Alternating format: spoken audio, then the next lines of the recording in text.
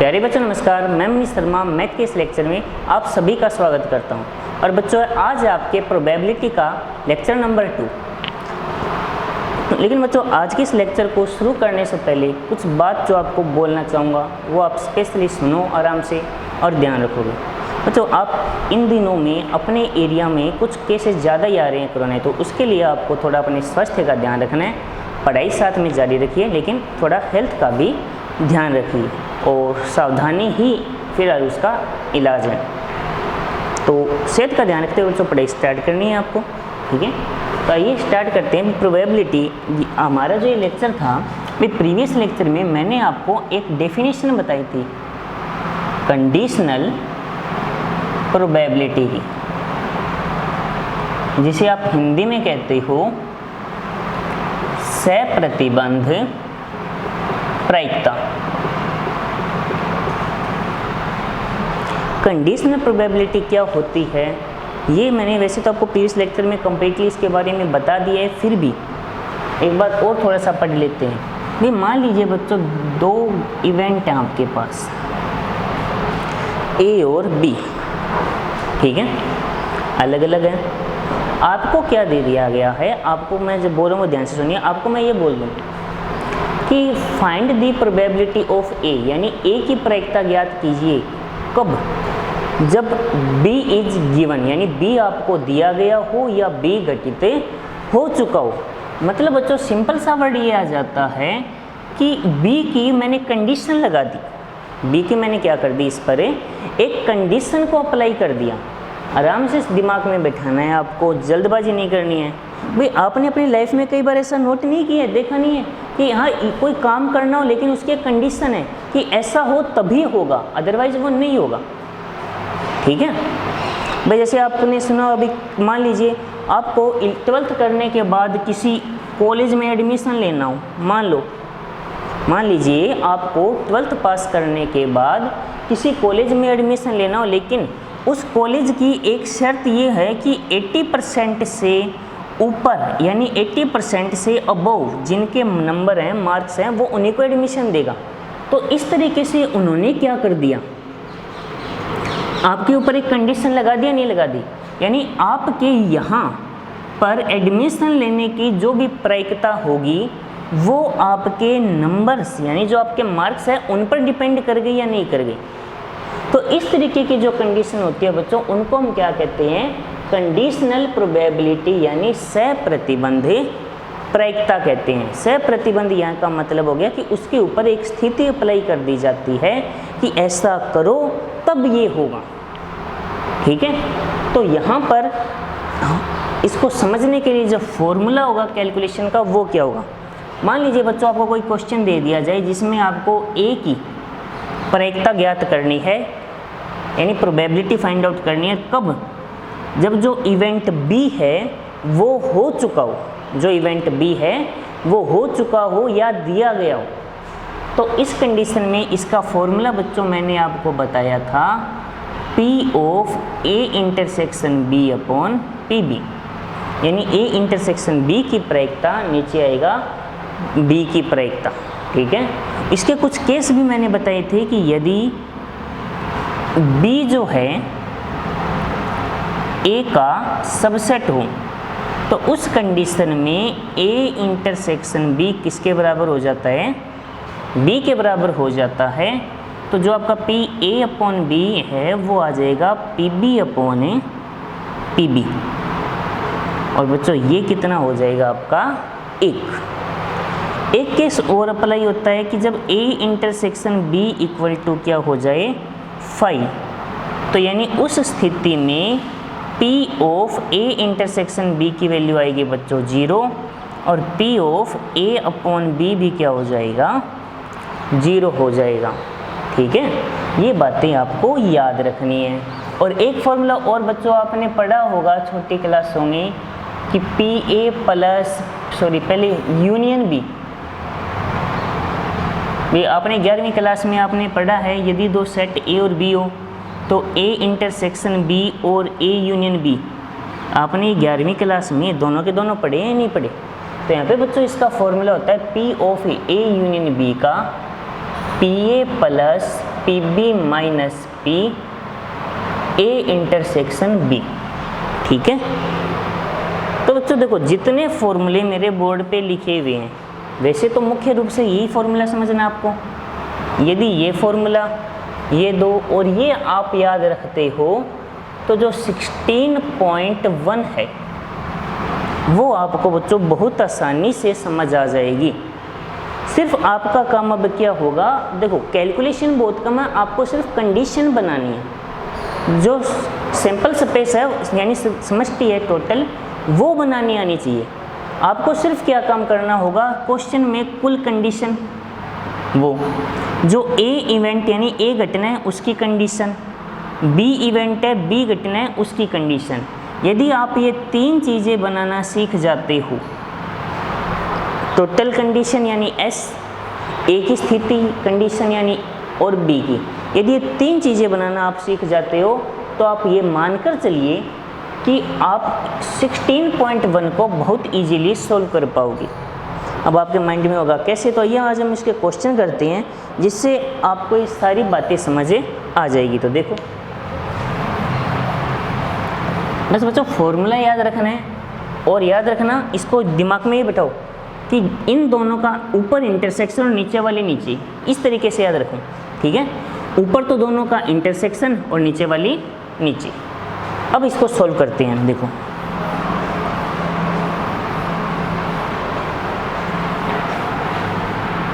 देखो आपके बुक में ये बच्चों एक एग्जाम्पल दिए गए हैं, आज हम उनको सोल्व करते हैं, कंडीशन को समझते हैं। देखो नंबर 1 आपको दिया गया है, यदि पी ए 6/11 यानी पी ए का मान है बच्चों 6/11। ठीक है, फिर पी बी वो क्या दिया गया है आपको 5/11 यानी 5/11। और फिर बच्चों आपको दिया गया है पी ए यूनियन बी 7/11, कुछ ऐसा। तो आपको इसके अंदर तीन चीज़ें बतानी है। Number 1 P of A intersection B, फिर आपको बताना है P of A upon B, third फिर आपको बताना है P of B upon A. ये तीन चीज़ें, लेकिन बता कब सकोगे, जब आपको फॉर्मूले याद हो।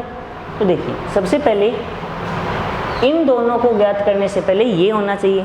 तो इसका फॉर्मूला देखो, फर्स्ट को सॉल्व करते हैं। हमने अभी फॉर्मूला पढ़ा है, हमने लिखा P of A union B equal to P A plus P B minus P A intersection B. मैं क्या करता हूँ, ए इंटरसेक्शन बी को उधर ले जाता हूँ और पी ए यूनियन बी को इधर ले आता हूँ। तो बच्चों मेरे पास जो कंडीशन है वो क्या आ जाएगी, P of A intersection B equal to P A plus P B minus P of A union B. ठीक है, अब आप देखो ये सब के वैल्यू आपके पास है या नहीं ऊपर, तो यहाँ पे रखो क्या आ जाएगा 6/11 प्लस 5/11 माइनस 7/11। 11 यदि बच्चों मैं एलसीएम लेता हूँ, लघुत्तम लेता हूँ, तो ऊपर आ जाएगा 6 प्लस 5 माइनस 7, 6 5 11 माइनस 7 4 यानी 4/11। तो बच्चों जो हमारे पास पी ए इंटरसेक्शन बी आया वो कितना आ गया 4/11 यानी 4/11। तो ये फर्स्ट पार्ट समझ आ गया। यानी सिर्फ फॉर्मूले याद हैं और छोटी छोटी यदि कैलकुलेशन आप स्ट्रॉन्गली कर सकते हो तो बच्चों क्वेश्चन हो जाएंगे। अब देखिए सेकंड क्वेश्चन, आपको चाहिए पी ए अपॉन बी। आपको क्या चाहिए, P A upon B. Formula wise बच्चों आप जानते हो ऊपर क्या आता है, P A intersection B upon P B.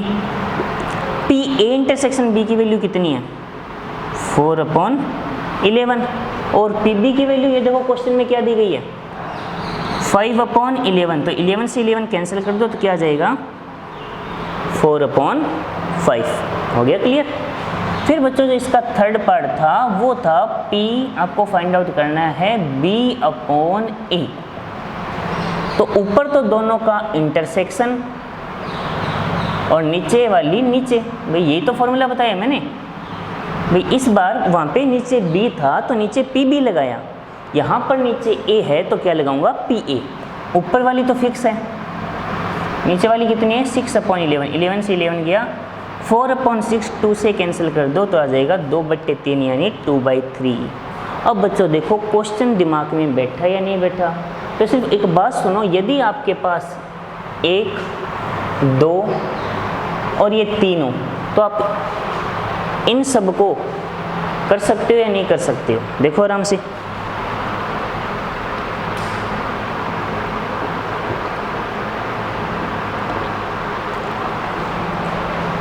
कर सकते हो ना, कोई डाउट नहीं होगा। तो बच्चों अब हमारा उद्देश्य यही रहेगा, हमें सिर्फ क्या करना है, इन 3 चीज़ों का पता करना है। यदि ये पता करना सीख जाते हो तो आप कोई भी क्वेश्चन हो प्रोबेबिलिटी का बहुत इजीली कर पाओगे। तो ये मैं अब क्वेश्चन पढ़ता हूँ, ठीक है, और सोल्व करवाता हूँ। एक बड़ा क्वेश्चन लेते हैं, एग्जाम्पल नंबर 3, एग्जाम्पल नंबर 2 भी करवाऊँगा, लेकिन पहले एग्जाम्पल नंबर 3 देखो, आपको सारी कहानी समझ आ जाएगी। देखो एग्जाम्पल नंबर जो 3 है बच्चों आपकी बुक का, देखिए क्या दिया गया है। ये कह रहे हैं कि एक सिक्के को 3 बार उछाला गया, यानी एक कॉइन टॉस्ड 3 टाइम, यानी एक कॉइन को आपने कितनी बार टॉस किया 3 टाइम, 3 बार उछाला है। तो बच्चों सबसे पहले आप ये देखो कि टोटल कंडीशन क्या होती है। अब आप सभी जानते हो, आप कोई भी कॉइन हो, कोई भी सिक्का हो, उसको 3 बार उछालने की कंडीशन आप सभी जानते हो, टोटल कंडीशन होती है 8। HTH, फिर आएगा T, HH, फिर आएगा TT, H, फिर आएगा H, TT लिख दो या THT लिख दो, लास्ट में लिख दो THT। टोटल देख लो 8 कंडीशन है, 1 2 3 4 5 6 7 8। टोटल बच्चों हमारे पास कितनी कंडीशन आ गई, इतनी बार समझ आ गई होगी। भाई एक एक कंडीशन को बनाते जाओ, ठीक है। अब आपको क्या दिया है कि PA/B आपको पता करना है सभी कंडीशन में। आपको बच्चों इस क्वेश्चन के अंदर टोटल 3 कंडीशन दी गई और सभी कंडीशन में आपको PA/B चाहिए। तो देखो फर्स्ट कंडीशन को सॉल्व करते हैं। A क्या दिया गया है, A के लिए ये बोल रहा है तीसरी उछाल पर चित, यानी हेड ऑन थर्ड पोजीशन, यानी जो तीसरी उछाल है उस पर बेटा क्या होना चाहिए, आपका हेड होना चाहिए, चित्त होना चाहिए। तो आप इनमें देखो कौन सी कंडीशन है जिसमें तीसरी पोजीशन पे आपको H दिखाई दे रहा है। तो बताओ क्या इसमें तीसरी पोजीशन पे H है, तो यहाँ लिख लो। क्या इसमें तीसरी पोजीशन पे H है, तो इसे यहाँ लिखूंगा क्या, यहाँ नहीं लिखूंगा। यहाँ क्या है, नहीं आएगा, यहाँ है ना तीसरी उछाल पर, तो HTH, यहाँ पर भी है THH, यहाँ पर भी है TTH, यहाँ पर T, यहाँ पर T। तो अब बताओ बच्चों कंडीशन समझ आई या नहीं आई बनानी। आपको क्या करना है, उस जो वर्ड को दिया गया है उसको लेकर चलना है, उस वर्ड के ऊपर फोकस रखो।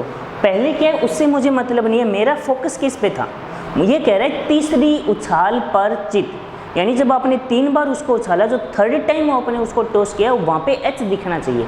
स्टार्टिंग में 2 बार मैंने कुछ बोले ही नहीं है सवाल में, तो वहाँ पे कुछ भी अपने कोई फर्क नहीं पड़ता, ठीक है। B क्या कह रहे हैं, B कह रहे हैं पहली दोनों उछाल पर चित, यानी जो H है वो आपका फर्स्ट और सेकंड, इसको शॉर्टली लिख रहा हूँ, ठीक है। जो आपको H है वो कौन सी दोनों पोजीशन पर दिखाई देना चाहिए, अब फर्स्ट और सेकंड, यानी शुरू में दोनों जगह आपको H दिखना चाहिए। तो B बनाओ। तो क्या इन में दोनों जगह शुरू पे H है तो लिख लो इसको। क्या यहाँ दोनों जगह H है, नहीं, यहाँ पर है, ये देख लो फर्स्ट सेकंड, तो ये आ जाएगा। यहाँ पर दोनों जगह H नहीं है, यहाँ पर भी नहीं है, यहाँ पर भी नहीं है, यहाँ पर भी नहीं है, यहाँ पर सिर्फ इतना ही आएगा। तो बताओ बच्चों कंडीशन समझ आई या नहीं आई, ऐसे कंडीशन बनानी है। तो अब आप देखो प्रोबेबिलिटी ऑफ P के अंदर टोटल फेवरेबल कंडीशन कितनी है, जो अनुकूल स्थितियाँ जिन्हें आप फेवरेबल कंडीशन कहते हो, कितनी है 1 2 3 4, तो P आएगा 4 अपॉन टोटल कितनी है, टोटल वही रहेगी स्टार्टिंग से 8, तो बच्चों P A की वैल्यू क्या आ गई 1/2। P B, B के अंदर कितनी कंडीशन है 2, टोटल कितनी कंडीशन है 8, तो ये कितना आ जाएगा 1/4। अब स्टूडेंट लास्ट केस ये रह गया A इंटरसेक्शन B। तो अब आप देखो A आपके सामने है, B आपके सामने है, A और B में क्या कॉमन आ रहा है, A और B में क्या कॉमन आ रहा है, तो सिर्फ A की कंडीशन कॉमन आ रही है या नहीं आ रही जिसमें 3 टाइम H है, बाकी कुछ कॉमन आ रहा है क्या A और B में, नहीं आ रहा है।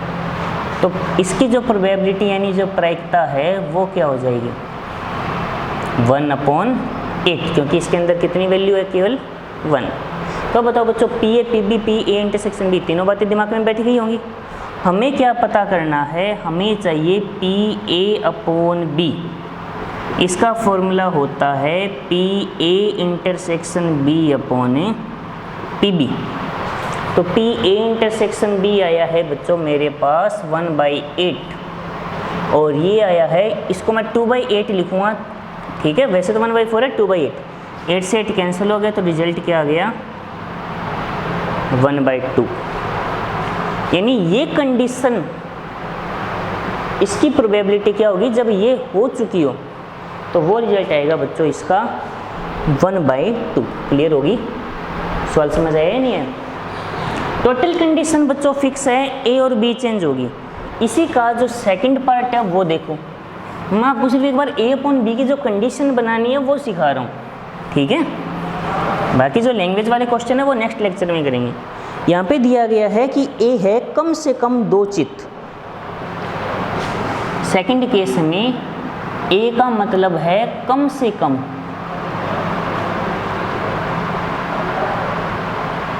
2 चित्त, जिसे आप कहते हो एटलीस्ट 2 हेड, ये मतलब है। और B यहाँ पे कंडीशन क्या दी है बच्चों आपको, अधिकतम 2 चित्त, अधिकतम 2 चित्त, इसका मतलब हो गया एटमोस्ट 2 हेड। अब देखो बच्चों कंडीशन का मतलब समझो, जैसे फॉर एग्जांपल ये समझो भी, जैसे फॉर एग्जाम्पल आपकी कंडीशन अप्लाई कर दी जाती है कि मान लीजिए आपका 100 नंबर यानी 100 मार्क का एग्ज़ाम हुआ है, आपको उसमें आगे क्वालिफाई करने के लिए आपको मैंने बोल दिया कि मिनिमम 80 मार्क्स लाने हैं। मैंने क्या बोल दिया, मिनिमम 80 मार्क्स लाने हैं। तो मतलब क्या हो गया, आप यदि बताओ, मैं ये बोल रहा हूँ, जैसे फॉर एग्जाम्पल आराम से सुनो भी, मान लो 100 नंबर का कोई एग्जाम हुआ है, आपको कहीं पर एडमिशन लेने के, जैसे मैंने एग्जाम्पल देता वो बोल रहा है कि 80% होने चाहिए, तो बताओ वो मिनिमम 80% कह रहा है, तो यदि आपके 81% है तो क्या यहाँ पे एडमिशन मिलेगा ही नहीं मिलेगा बताओ। 82 है तो, 83 है तो, 84 है तो, यानी वो कंडीशन क्या कह रहा है, वो ये कह रहा है कि इससे कम नहीं होने चाहिए, लेकिन ज़्यादा हो सकते हैं नहीं हो सकते। बात समझ आई भाई, ये क्या कह रहा है कि 80% मिनिमम 80, यानी कम से कम का मतलब एक तरीके से मैं मिनिमम 2 कह सकता हूँ, मिनिमम 2 और यहाँ पे है मैक्सिमम 2। मिनिमम 2 का मतलब मिनिमम 80% हो गया, यानी इससे कम नहीं हो सकता लेकिन इससे ज़्यादा हो सकता है।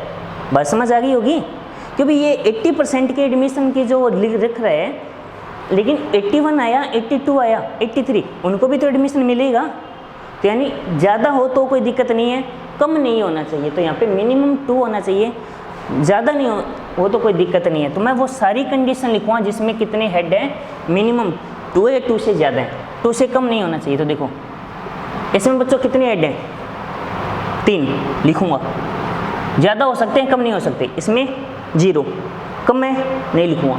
इसमें कितने हैं, 2, तो 2 वाले को लिखूँगा। इसमें भी 2 है, सॉरी वो कंडीशन लिखनी तो बेटा मैंने ये 3 लिख दिया क्या, HHT लिखूँगा।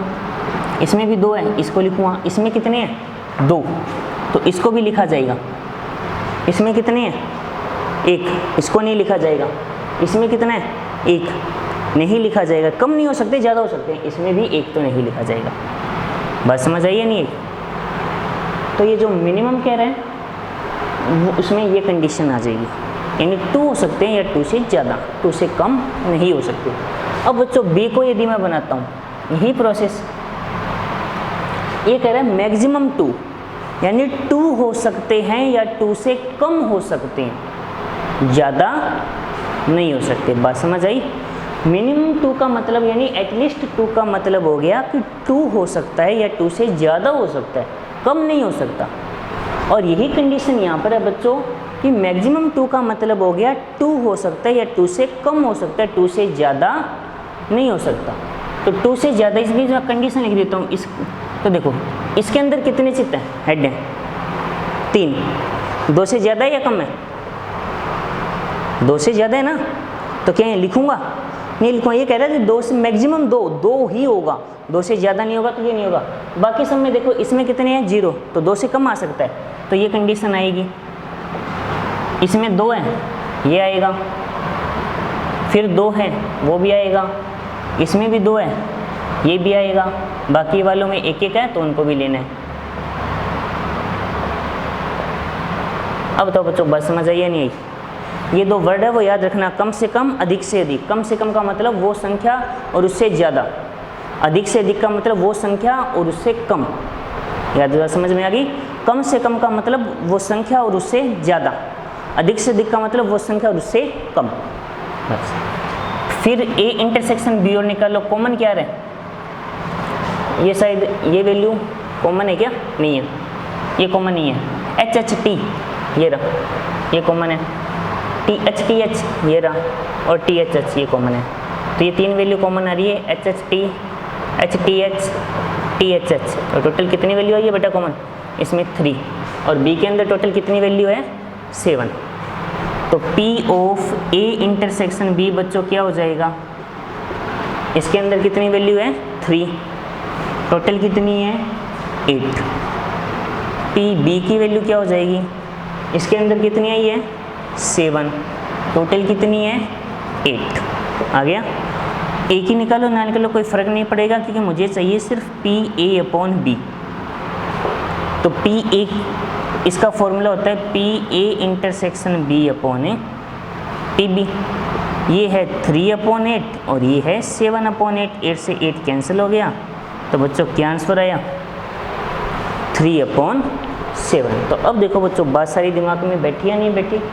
तो यहाँ से आपको एक बात समझनी है, वो दिमाग में ये बिठानी है कि आपको क्या करना होगा। जो भी क्वेश्चन दिया जाए सबसे पहले उसकी कंडीशन बनाओगे। टोटल कंडीशन क्या है? वो जो कंडीशन जो वो बोल रहे हैं, ए का मतलब जिस एक वो मान के चलाओ मैं जिसकी प्रोबेबिलिटी चाहिए, बी क्या है वो। यदि बच्चों आप सिर्फ इतनी चीज़ें बनाना सीख जाते हो, ये जो मैंने लाइन खींची है इससे पहले कि यदि आप सारी चीज़ें बनाना सीख जाते हो ए बी और एस, तो फिर बताओ क्वेश्चन में कोई दिक्कत आती है क्या? फिर तो क्वेश्चन आपका जो 10वीं क्लास का लेवल है ना, 10th लेवल, उससे भी ईजी हो गया कि फिर तो आपको डायरेक्ट कंडीशन दिख रही है, फेवरेबल और टोटल, यानी अनुकूल और कुल। आपको सिर्फ डिवाइड में ही तो रखना है। तो आई बच्चों बात समझ में? कोई डाउट है तो बच्चों आपका काम अभी ये होगा कि आपको इन कंडीशन को बनाना सीखना है, ठीक है? कि जो बच्चा इस कंडीशन को बनाना सीख जाएगा वो इन क्वेश्चन को बहुत ईजीली कर पाएगा। तो ठीक है बच्चों, मिलते हैं फिर नेक्स्ट लेक्चर में, ठीक है? तब तक के लिए टेक केयर।